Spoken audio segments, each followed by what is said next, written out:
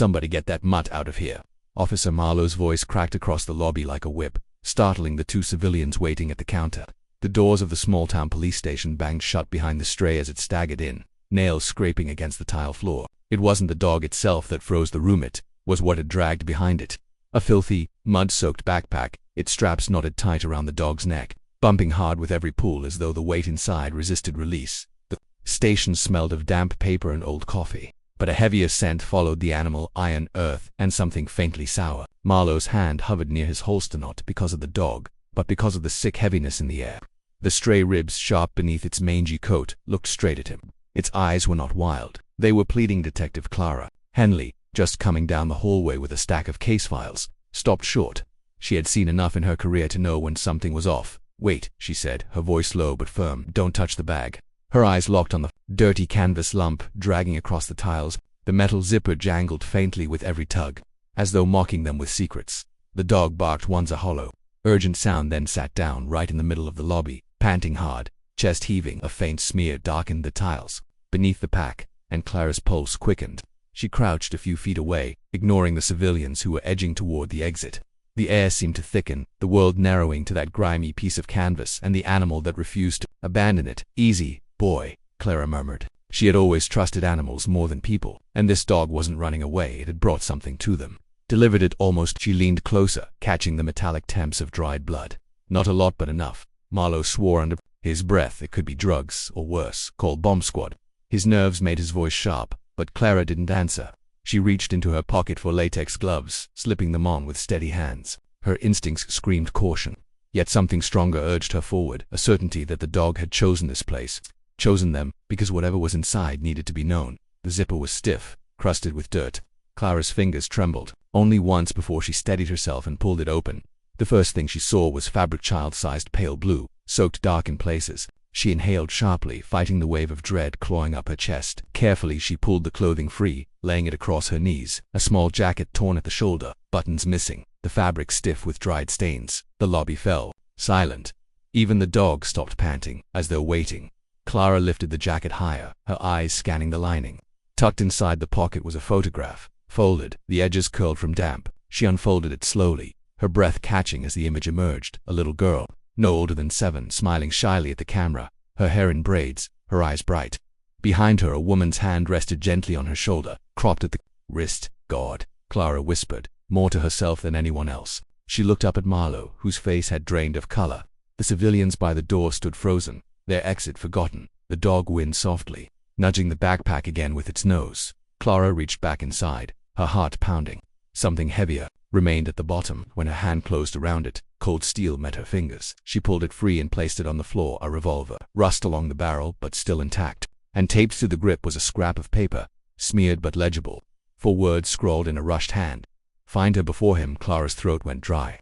The jacket, the photo, the gun. It wasn't random. This was a warning, or a plea. The dog pressed against her leg now, desperate, its fur brushing her uniform like it had delivered its final burden and now begged her to understand. She glanced at the clock above the desk. The second hand ticked in perfect indifference, but the station no longer felt ordinary. The walls seemed closer, the air colder, and the weight of the backpack heavier even now that it lay empty on the floor. Marlowe broke the silence first, his voice rough. "Detective, this isn't just evidence. This isn't just evidence. This is something else. Who brings something like that here? Who uses a stray dog as a messenger?" Clara didn't answer. Her eyes lingered on the photograph, on the child's smile frozen in time. Whoever she was, whatever nightmare had pulled her into the orbit of this backpack. The message was clear. They were already too late to stay comfortable. And if the words on that paper were true, a race had begun, one with no guarantee of who would reach the girl first. She slipped the photo into an evidence bag, her hands steady though, her mind spun with questions that had no safe answers. The stray looked up at her again, its eyes wet and unblinking. Clara knew then it wouldn't leave her side.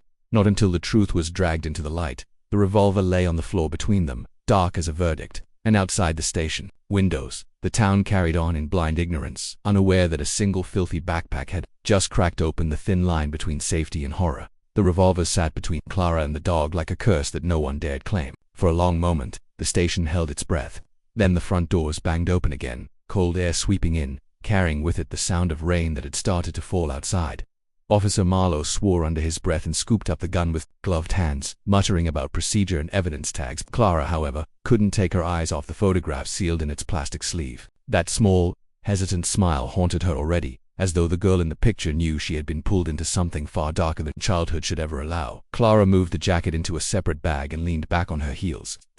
Doug shifted beside her, its ragged breathing loud in the quiet. She reached down almost unconsciously, her fingers brushing against its matted fur. It flinched at first, then pressed into her touch. That one fragile gesture felt heavier than the gun.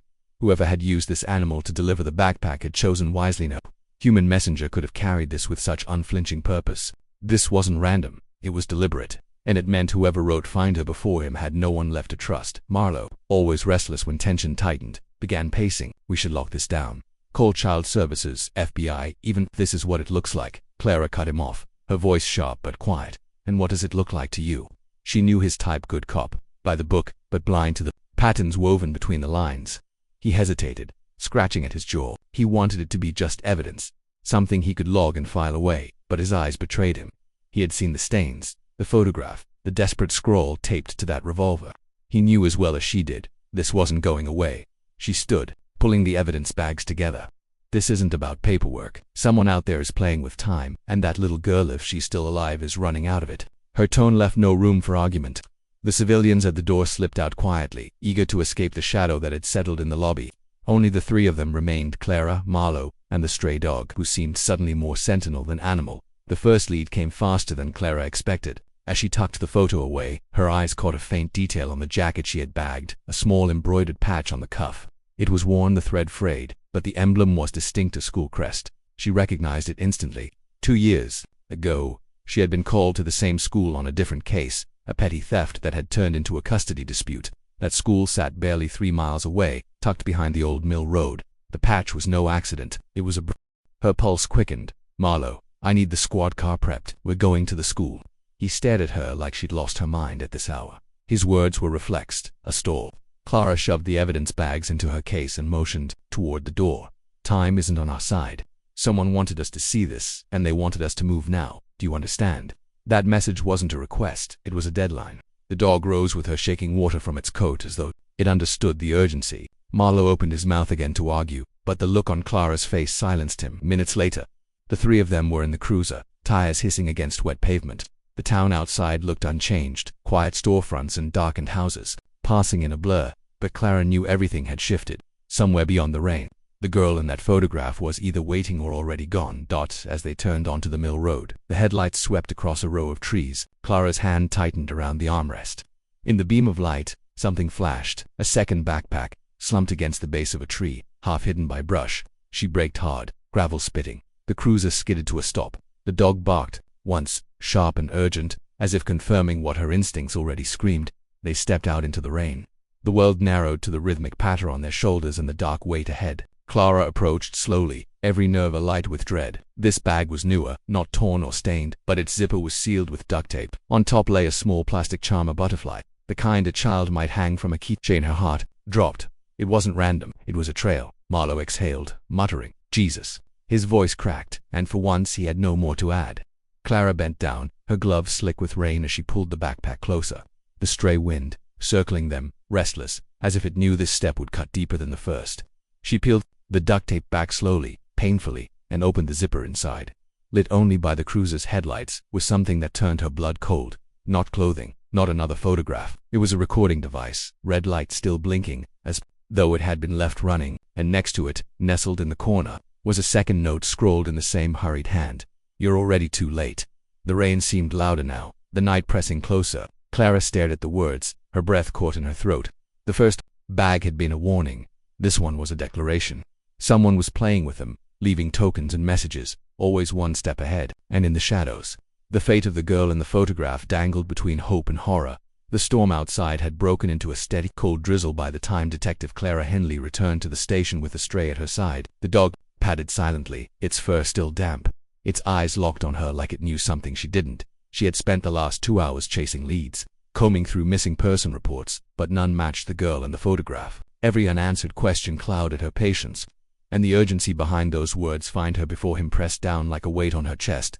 Inside, Officer Marlowe was pacing the length of the room, a folder in his hand. "Clara, you need to see this," he said as soon as she stepped in. His voice was clipped, tense, the way it always got when fear crawled in under his skin. He slid the folder across the desk, the contents spilling out printouts of phone records, an address scribbled on a note, and a grainy surveillance still. Clara froze. The still showed a man leaving a gas station on the edge of town. His face was partly obscured by the brim of a cap, but the outline of his frame was unmistakable. Her stomach knotted as recognition struck. Ethan Rowe, she whispered. The name tasted bitter. A former officer dismissed for brutality, his temper infamous, his debts deeper than anyone had realized. He had disappeared months ago, just before rumors began circling about his involvement with a smuggling ring, and now his shadow lingered over a backpack, dragged into their station by a starving stray. Marlowe ran a hand through his thinning hair. He was seen near the river road 2 nights ago. The same time someone reported a girl's scream in that area. Dispatch wrote it off as drunks. But if Rowe has her, his voice trailed into silence. Too heavy to finish. Clara felt the stray press its body against her leg again, trembling as though it could sense her unease. She crouched to steady it, but in truth she was steadying herself. The image of the girl's smile in that photograph refused to leave her mind. And now, the man tied to this nightmare was someone she once trusted to watch her back. The betrayal burned deeper than she wanted to admit. "Where's the bag?" Clara asked. Marlowe pointed to the evidence locker. She pulled it out. The stench, still clinging to the canvas. Something about the bottom felt wrong, too rigid. With a sharp breath she cut through the lining. A thin plastic pouch slid free. Inside were 2 IDs, both belonging to children, both stamped with the word deceased. Clara's heart lurched, her throat tightening as she studied the faces. These weren't official documents. They were copy trophies perhaps, or warnings. Marlowe cursed under his breath, slamming a fist on the desk. "He's taunting us, Clara. He knows exactly what he's doing." But Clara wasn't so sure. She studied the pouch again, her eyes narrowing. The second ID was smudged, the date of death barely legible.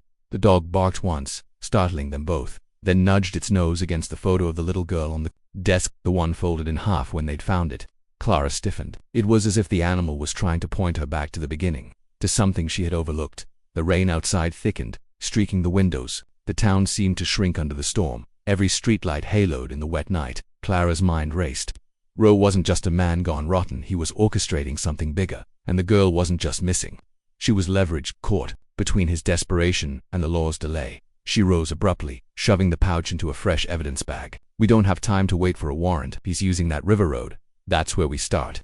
Marlowe looked at her like she'd lost her mind. "At night in this weather, Clara, it's suicide if he's armed." Her jaw tightened. "And if we wait until morning, that girl may not be alive. I'm not gambling with her life." For a long beat, the only sound was the rain hammering against the roof. Then the dog barked again, sharper this time, and sprinted toward the door as though daring them to follow. Clara met Marlowe's eyes. The hesitation in his face said everything, but so did the flicker of resolve. He grabbed his coat, muttering, "Damn it, Henley. If we end up dead, it's on you." Clara's reply was quiet but firm. "If we don't go, it's on us both." As they pushed out into the rain, the stray bounded ahead, leading them toward the river road. Each step into the night carried the weight of unspoken dread, and though Clara's badge felt heavy on her chest, it was the girl's photograph that burned brightest in her mind. Somewhere out there, a fragile life balanced on the edge of horror, and in the shadows, Ethan Rowe was waiting. Clara's knuckles whitened around the photograph as she stared at the child's face, her mind racing. For 3 days she had followed every lead, combed every abandoned lot, and pressed every reluctant witness, yet the trail kept circling back to silence, as though someone was erasing the girl's existence piece by piece. The only constant was the dog still glued to her side, sleeping at the foot of her desk, barking at shadows whenever she strayed too close to the wrong file. It wasn't protection, it was insistence. The animal seemed to know more than it could say, dragging her deeper into a story she hadn't chosen but couldn't turn away from. That night, rain lashed against the windows of the station as Clara spread the case files across the table. Marlowe leaned against the wall, arms folded, exhaustion carving lines into his face. "You need to stop," he muttered. "This isn't your burden alone." The note said before him, "You keep pushing without knowing who he is, and you'll walk straight into his hands." His voice carried no malice, only fear. But Clara shook her head, jaw tight. "If I stop, she disappears. For good. Whoever left that bag chose us. Chose me. And if that little girl is out there, scared and waiting, I won't be the one to fail her." The dog stirred then, padding to the corner where the filthy backpack still lay sealed in evidence tape. Its nose pressed against the canvas, whining softly. Clara's gaze followed, and, for the first time, she noticed a detail she had overlooked in her haste, a faint engraving scratched into the metal zipper pull, almost invisible beneath the grime. She leaned closer, her breath catching as she traced the letters with her glove, not random etching, but initials ER, and beneath them, a date. Last week. The realization struck like lightning. The bag wasn't years old or lost in some forgotten field. It had been planted deliberately, timed like a signal. Someone had wanted her to find it now, not later. Her heart hammered. The room seemed smaller, the rain louder, the clock ticking too fast. Marlowe's warning felt heavier, but so did the certainty blooming in her chest. This wasn't just a case, it was a countdown. Whoever him was, he was already moving, already closing in. And somewhere in the dark, a little girl with braids and shy eyes was caught between them. Clara slid the photo back into her pocket, straightened, and looked at Marlowe with a steadiness that silenced his protest before it began. "We don't have the luxury of waiting anymore," she said. "Tomorrow, we start with the initials ER. If it's a name, a place, anything, we chase it. And if he's out there hunting her, then he's about to find out someone's hunting him too." The dog gave a low growl, almost in agreement, as thunder split the night. What had begun as a stray's desperate plea was no longer just a mystery. It was a reason Clara knew with chilling certainty that only one side would make it to the girl first. The night Clara found the cabin, the forest seemed to close around her like a secret keeper. The trail was almost invisible, a thin scar, cutting through the underbrush. But the dog led her with unshakable certainty. Rain had hardened into a cold mist, clinging to her skin, and every crunch of her boots against wet leaves made her pulse rise. Marlowe trailed behind, muttering curses, but he didn't try to stop her anymore. They both knew it was too late to turn back. The initials carved into the zipper had led them here, and the closer they drew to the clearing, the more Clara felt the weight of that backpack all over again. This was where the message had pointed, and she feared what truth might be waiting on the other side of the dark. The cabin stood hunched against the tree line, its roof sagging, its windows black. Clara raised her hand for silence, but the dog broke it first, low, guttural growls rising in its chest, vibrating through the stillness. Then came a sound from inside, a faint, muffled cry. Clara froze. It wasn't the kind of sound that could be mistaken. It was a child. Her throat tightened as she and Marlowe moved in tandem, weapons drawn, boots splashing against the mud. The door was bolted, but one sharp kick from Marlowe splintered it open, and they burst inside with the force of desperation. The smell hit them first: damp wood, rotting food, and the sharper sting of iron. Clara's eyes adjusted quickly. Lantern sat on the table, casting a thin pool of light across the room. And there, in the corner, curled on a thin blanket, was the girl from the photograph. Her braids were loose, her face streaked with dirt and fear, but her eyes, those bright, pleading eyes, were unmistakable. Clara's chest ached with relief and horror at once. She wanted to run to her to scoop her up, but then another sound split the silence, the metallic snap of a hammer being pulled back step away from her. The voice was male, cold, threaded with triumph. From the shadows a man emerged, revolver raised, the same weapon Clara had pulled from the backpack days earlier. His eyes flicked to the dog, then to Clara, and he smiled without warmth. "Took you long enough. I knew someone would follow the trail, but I didn't expect it would be you." Marlowe shifted his stance, but Clara lifted a hand to hold him back. Her gaze never left the girl, whose small shoulders trembled as though she understood every bit of the danger. Clara's voice was calm, steady. "You sent the backpack. You wanted us here." The man's smirk faltered just slightly, as though the truth pressed too close. His silence was all the confirmation she needed. This wasn't a rescue he had planned. This was a test, a game to prove who was clever enough, desperate enough, to reach the end. The dog growled, teeth bared, the sound thick with warning. In that split second of distraction, Clara moved. Her body reacted before thought, years of instinct honed into one decisive act. She lunged, knocking the barrel wide as the gun fired, the blast ripping into the wall. Marlowe tackled the man from the side, sending the revolver skidding across the floor. The struggle was brutal, desperate, but brief. Within moments, cuffs clicked shut, the fight drained, and the danger ended in the echo of the girl's sobs. Clara dropped to her knees beside her. "It's okay," she whispered, her voice trembling as she reached out. The girl hesitated, then clutched Clara's hand with surprising strength, as if she'd been waiting for it all along. The dog pressed close, nuzzling her shoulder, its tail wagging faintly for the first time since it had entered the station with that cursed bag. Clara pulled the child gently into her arms, holding her as if the world itself had tried to erase her and failed. By the time dawn broke, the cabin stood behind them like a shadow they would never forget. The girl slept against Clara's chest in the patrol car. The dog curled at her feet, and Marlowe drove in silence, his eyes fixed ahead but softer now, no longer hardened by disbelief. For the first time in days, Clara allowed herself to breathe. The words on that scrap of paper had been both warning and prophecy. Find her before him. And they had, not because of luck, not because of procedure, but because a starving stray dog had refused to give up on the truth. Back at the station, Clara stood in the lobby where it had all begun. The backpack still sat sealed in evidence, stripped of its secrets. She looked down at the dog, now lying at the girl's side, eyes closed but ears still alert. She realized then it hadn't simply been carrying a burden, it had carried hope, dragged it across the town, and delivered it into their hands when no one else could. In a world full of silence and danger, the dog had been the voice that refused to be ignored. As the sun lit the floor through the tall glass doors, Clara thought of all the unanswered questions, the names and motives that would take months to unravel. But for now, there was only this: a child safe, a darkness halted, and a stray that had chosen to trust the right people. Sometimes, she understood, the world was saved not by those who spoke the loudest but by those who carried the heaviest truths in silence until someone was ready to listen.